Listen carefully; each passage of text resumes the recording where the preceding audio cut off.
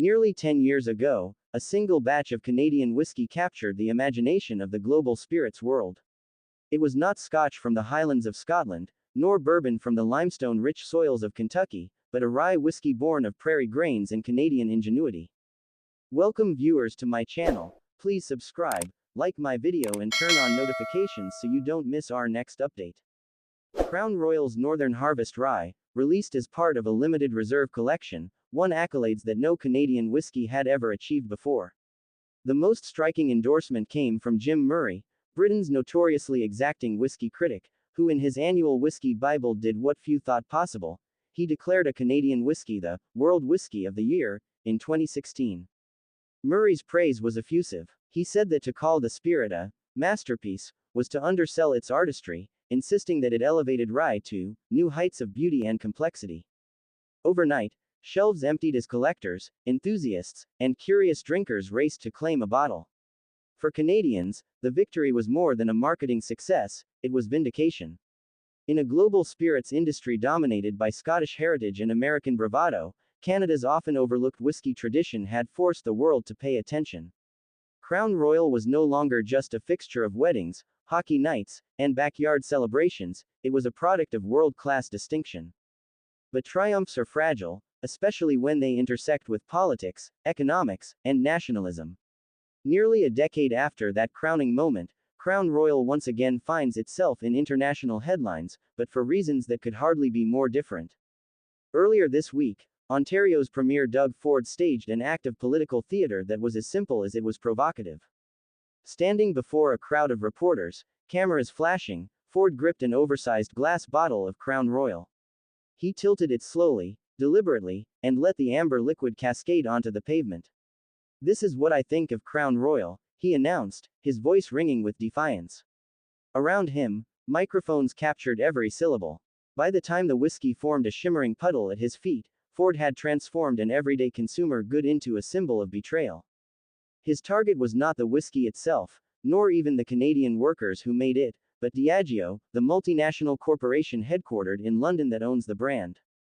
Ford accused the company of abandoning Ontario by announcing plans to shutter its bottling plant in the province and relocate operations to the United States. "They're a few fries short of a happy meal," Ford sneered, deploying the kind of populist humor that has long been his political trademark. "Dumb as a bag of hammers," he added for good measure. The insults landed because they echoed what many Ontarians were already feeling: anger at executives who seemed willing to discard loyal workers in the pursuit of higher margins. Ford went further, casting the decision as a betrayal of community and country. "They're sitting around, just absolutely as smug as they come, they're hurting Ontario residents," he said.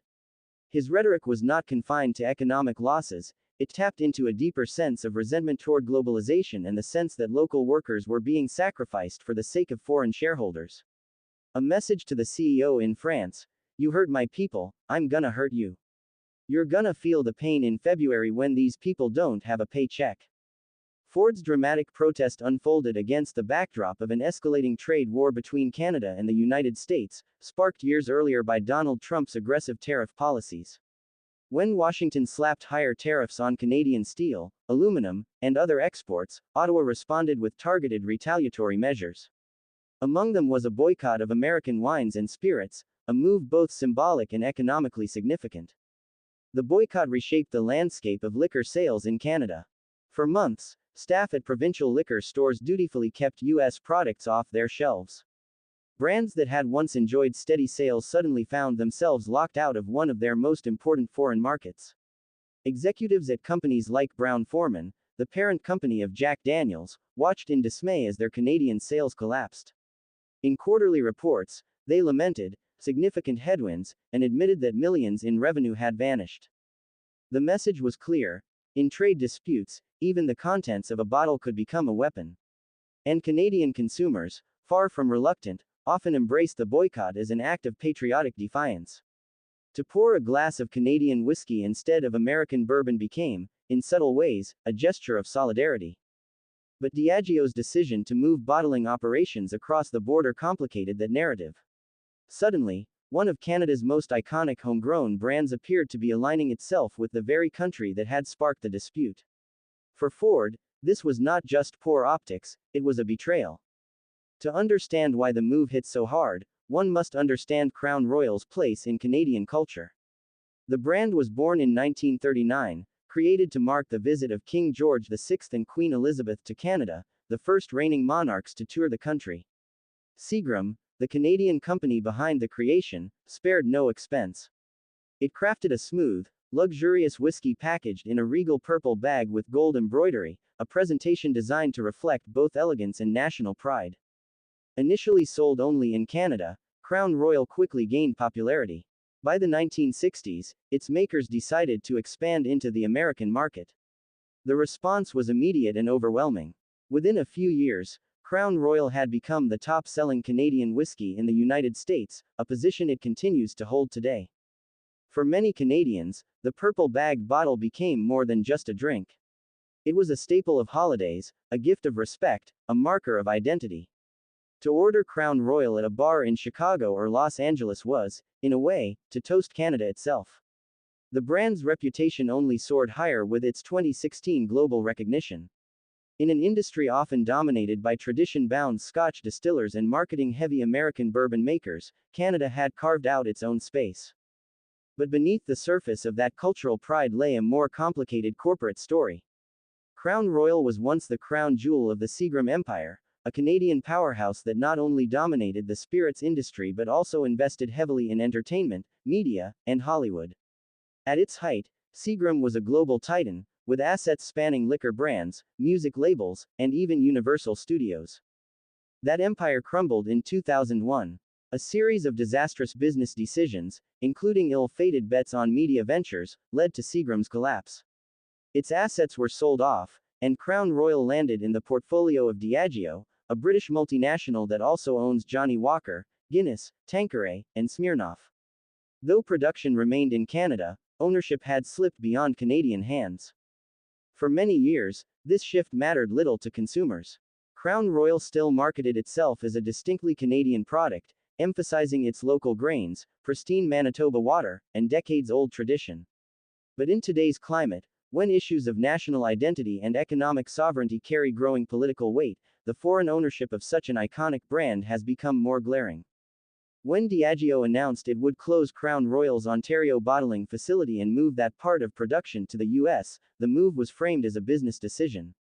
The whiskey, Diageo emphasized, would still be mashed, distilled, and aged in Canada, just as it has been since 1939. Only the final bottling process would shift south of the border. To corporate strategists, the distinction mattered. To workers and politicians, it did not. 200 jobs were on the line. Communities that had come to depend on those jobs faced economic uncertainty. And perhaps most importantly, the perception of Crown Royal as a wholly Canadian product was fractured. Ontario politicians were quick to pounce. Lisa Gretzky, a member of the New Democratic Party, demanded that the provincial government consider banning Crown Royal from liquor store shelves entirely. "We're not going to stand by and let you just try and squeeze a little more money out for those wealthy shareholders at the risk of 200 people in our community," she told reporters. Ford echoed the sentiment, warning that if Diageo persisted, Ontario might retaliate by pulling the whiskey from government-run liquor stores, a devastating blow to sales in Canada's most populous province. The stakes extend far beyond Crown Royal. Canada is the largest importer of American wine and the second largest importer of American spirits. According to the U.S. Distilled Spirits Council, sales to Canada totaled $221 million last year. For U.S. producers, losing access to Canadian markets has been costly. Brown-Forman's experience offers a stark example. In the most recent fiscal quarter, the company reported a 62% decline in Canadian sales compared with the previous year. The company's chief financial officer admitted that the Canadian boycott, combined with other global trade disputes, had caused a significant impact on the company's earnings and would likely depress results for the entire fiscal year. At the same time, Canadian distillers have benefited. Domestic brands have enjoyed a captive market, as consumers who